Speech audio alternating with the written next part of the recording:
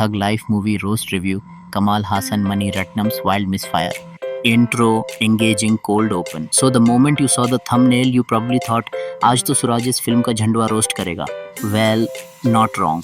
But today, not just a roast, I'm showing you a cinema inside the review. Just one request, watch till the end and please subscribe, I beg you.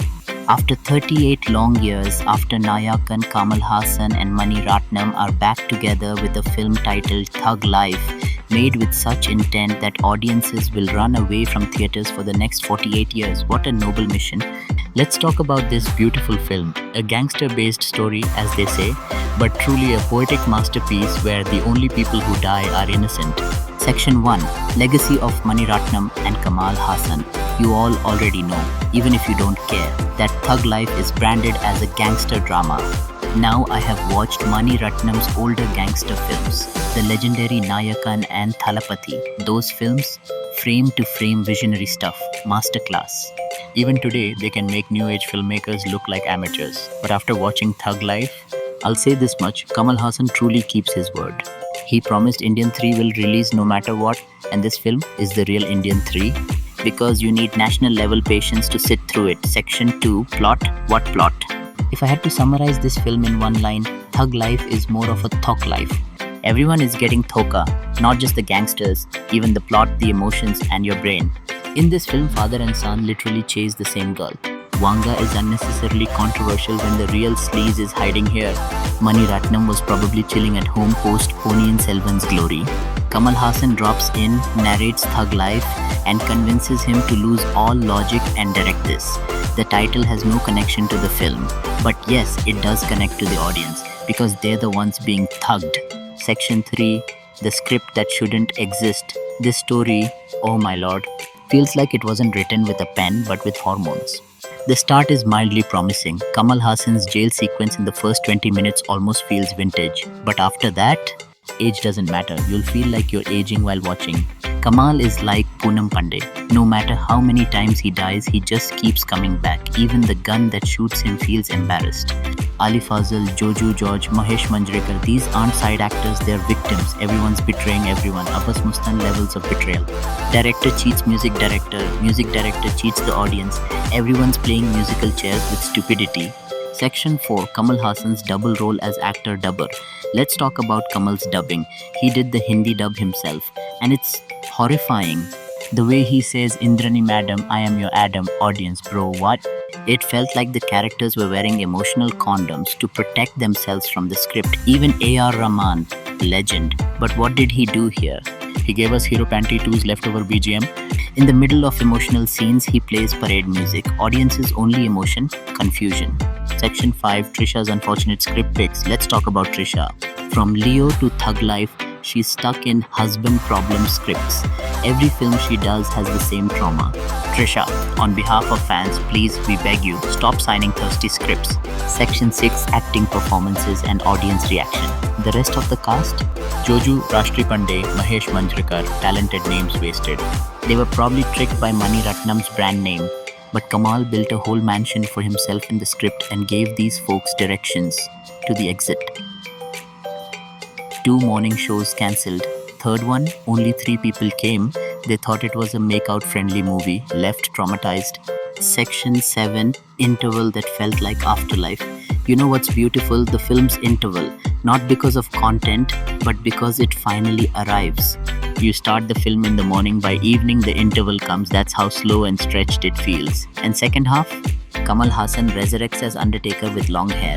Felt like a scene from Indian 3 script got mistakenly pasted here. Section 8. The audience experience. Audience condition. Bruh, people were genuinely scared, like horror movie scared. Second half feels like you're in a general bogie of a long train journey. No AC, no destination. Audience literally running out. Main kahan aa gaya hoon? Vibes. Section 9. Final verdict pain. I won't give this film a rating. I'll give it RSRSRs because I want my money back and my 3 hours of life and mental peace.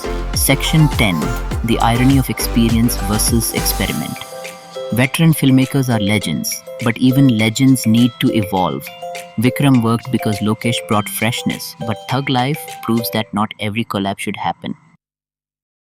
Title: Thug Life Part 2, Kamal Haasan Mani Ratnam's most confusing film, a brutal roast plus breakdown.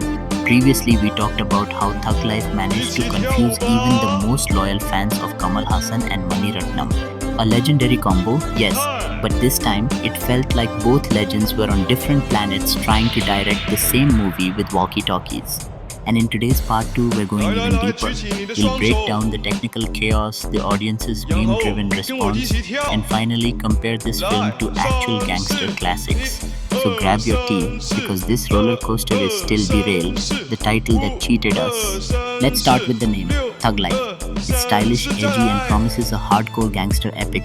You imagine a modern-day Nayakan meets Scarface, right? Wrong. Because what we get feels more like Thug Life, where the audience gets conned into watching a movie that doesn't know what it wants to be. This title is the real villain, because it sold us dreams and delivered sleep, legends on autopilot. When you hear Kamal Haasan plus Mani Ratnam, you expect cinematic gold. It's like hearing Sachin Tendulkar is back on the pitch. You don't question, you celebrate. But here, it felt like both geniuses were trying not to outshine each other. Instead of collaboration, it felt like two strong minds giving up midway and hoping their names alone would carry the film. Spoiler alert, it didn't. Kamal Haasan, who gave us fire in Vikram, ends up giving a glorified cameo here, but with more screen time and less impact. And Mani Ratnam, who gave us Nayakan, seems to have forgotten how coherent storytelling works. Screenplay, confusion on sale. The screenplay of Thug Life is like a jigsaw puzzle, but you're missing half the pieces and you're blindfolded. Characters enter and exit like they're in a sitcom. Plot twists come not from the story but from sheer randomness. 1 minute you're in a flashback, then a song, then a voiceover, and suddenly the protagonist is dead, or maybe dreaming. There's no emotional anchor, no cause and effect, it's just style without soul. Dialogues try to be philosophical but come off like rejected WhatsApp quotes. Editing, slash and burn. Let's talk editing, which feels like a student testing Final Cut Pro for the first time. Scenes are cut so sharply it feels like YouTube shorts. Some transitions are so awkward they break immersion entirely. You're like, wait, where are we now? Didn't we just finish that scene? Cinematography, a beautiful mask. Now here's a compliment. Visually, the movie is stunning. The camera work, color grading, set design, top tier. But that's also the problem. It's too pretty for its own good. It feels like the visuals are trying to distract you from the missing story. Background score. Where is Rahman AR? Rahman is the Mozart of India. But in this film, he feels like Mozart on a tight deadline with no sleep. The background score feels offbeat, not in an artistic way, but in a why is this dramatic music playing in a romantic scene way. There are moments where the music gets louder than the emotion. It's as if Rahman was scoring a different film altogether. It lacks memorability. In fact, after the film ends, you remember the confusion more than the music, and that says a lot. Audience reactions, memes, roasts, and chaos examples. Thug Life? More like Bug Life. It crawled into my brain and gave me a headache. I went in expecting Godfather. Came out wanting Tom Jerry to cleanse my brain. Kamal Sir's wig had more character arc than his role. People were literally walking out mid-show. Some even asked for refunds.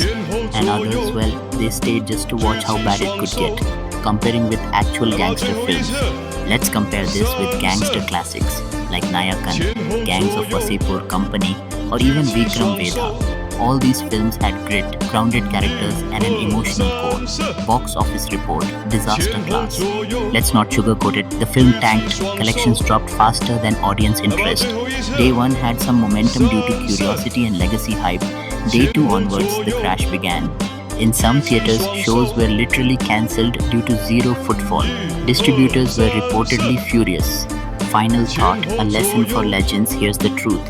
Legends like Kamal Haasan and Mani Ratnam don't need to prove anything. They've done enough for Indian cinema. But when they choose to collaborate after decades, expectations rise sky high. And that's where the fall hurts. Nobody's angry they made a bad movie. That happens. But people are upset because it felt lazy, arrogant, and disconnected from what audiences want today. If you're going to take risks, go all in, but don't hide behind legacy. Thug Life should have been raw, relevant, and ruthless. Instead, it became tangled, tired, and tone deaf.